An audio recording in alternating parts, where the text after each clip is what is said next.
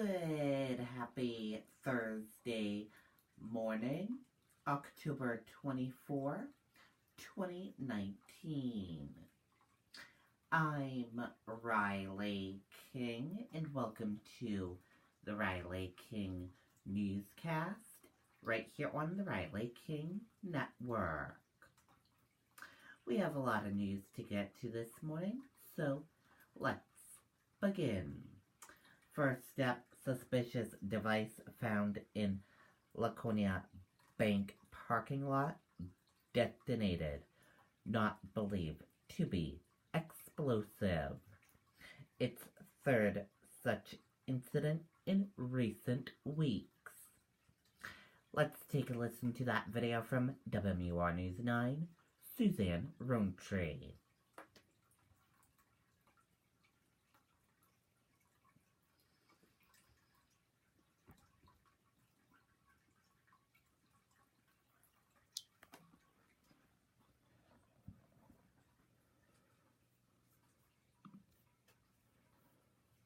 Burst out the door when it matters most. For more than a decade, he's been right there, everywhere. And when American jobs are on the line, he leads the charge. ABC's World News Tonight with David Muir is America's most watched newscast, and we thank you. Final! Final! Final!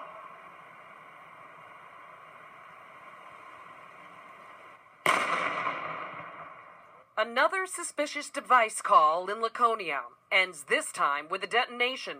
Police evacuated the area around the Bank of New Hampshire downtown just after 4 this afternoon and called in the bomb squad. It looked like two very large battery packs duct taped together with numerous wires connecting both of them with some kind of device in between the two battery packs.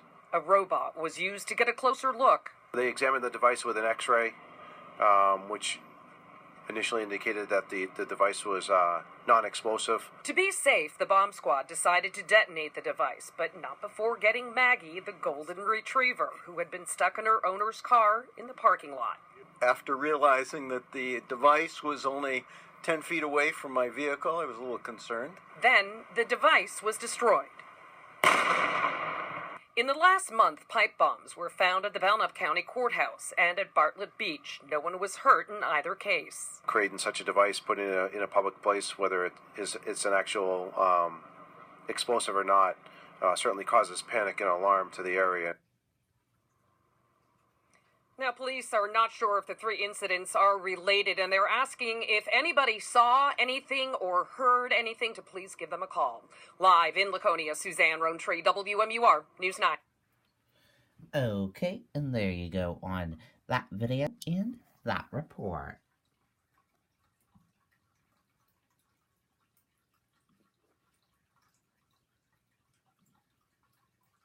Craig Sullivan clash in Manchester mayor debate. Candidates put forth contrasting versions of how to run city. Let's take a listen to that video from WMUR News 9, Adam Sexton.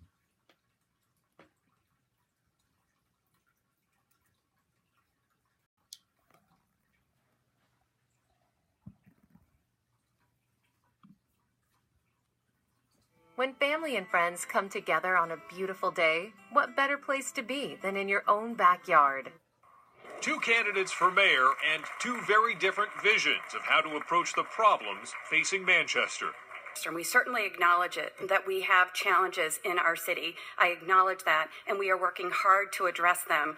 But if we want to bring businesses and families into our city, it's very important that the leader of our city speaks positively about our city and promotes the good that's here. And as I said, we've got some amazing, great things happening in our city, but a true leader stands up, faces the obstacles in front of them, makes decisive decisions, and goes boldly forward to improve what's happening here and does not pretend that it's all sunshine and roses when it isn't. Mayor Joyce Craig and former State Rep Victoria Sullivan clashed repeatedly in their first debate of this municipal election season. There are contrasts on almost every issue, like crime. Sullivan citing an increase from 2 homicides to 5 between 2017 and 2018. Our homicides are up 150%. When we had the shootout on South Willow Street last year, which is very close to my home, I had people that were dining at Friendly's that had to get their children to their cars while there was gunfire happening very close by. This mayor's response to that when she had a press conference was, "This is just a reminder that we live in a city." Ms. Sullivan is being misleading. I'm not sure where she got that statistic from, but crime is down by 6%.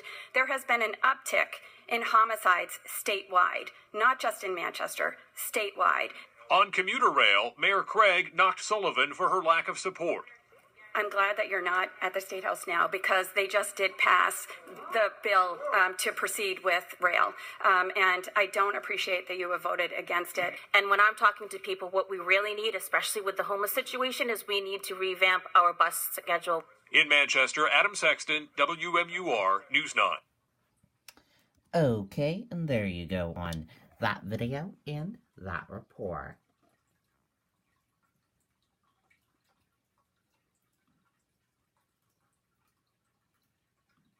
And now let's take a look at your 2020 New Hampshire candidate tracker for October 24, 2019 for today. We have 3 candidates today in New Hampshire. The first candidate we're going to talk about, Pete Buttigieg. He has 3 events today in New Hampshire. His first event, discussion with campaign for a friendly economy in Nashua, New Hampshire at 10:30 a.m. His second event, town hall with SEIU 1984 Labor Union in Concord, New Hampshire at 5:15 p.m. In his second event, town hall in his third event, town hall in Bow, New Hampshire at 7:00 p.m. Elizabeth Warren, she is also in New Hampshire today. She has 2 events today in New Hampshire. First event, town hall at Dartmouth College, BEMA, Hanover, New Hampshire at 1:45 p.m. And her second event is town hall at the Newport Opera House in Newport, New Hampshire at 6:45 p.m. Andrew Yang, he's also in New Hampshire. He has 1 event today in New Hampshire. Meet and greet at the Northernland Restaurant and Dairy Bar in Berlin, New Hampshire at 11:00 a.m. Those are all the candidates that are in New Hampshire today. U.S. features flat as investors look ahead to the busiest day of the earnings season. U.S. stock indexes were edging slightly higher on Thursday morning on a bumper day for corporate earnings. 4 American Airlines flight attendants arrested for money laundering. Let's take a listen to that video from ABC News.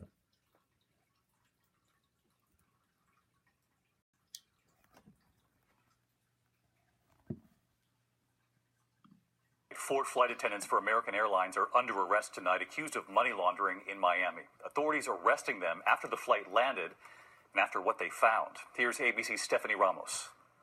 Tonight, 4 American Airlines flight attendants are in custody after being arrested for money laundering. According to police, Customs and Border Protection agents conducting routine checks say they found nearly $23,000 between all 4 flight attendants after their plane landed at Miami International Airport early Tuesday from Santiago, Chile.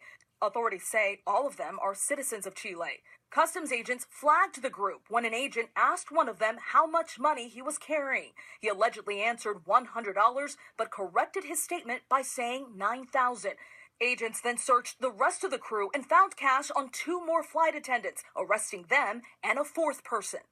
In a statement, American Airlines says, "We take this matter seriously and are cooperating with law enforcement throughout their investigation." David, all 4 flight attendants will likely face money laundering charges. David. Stephanie Ramos, thank you. Hi, everyone. George Stephanopoulos. Okay, and there you go on that video and that report. And that does it for this morning edition of the Riley King Newscast right here on the Riley King Network. I hope you all have a great rest of your day, and I'll see you back here later on today for another newscast. Goodbye, everyone.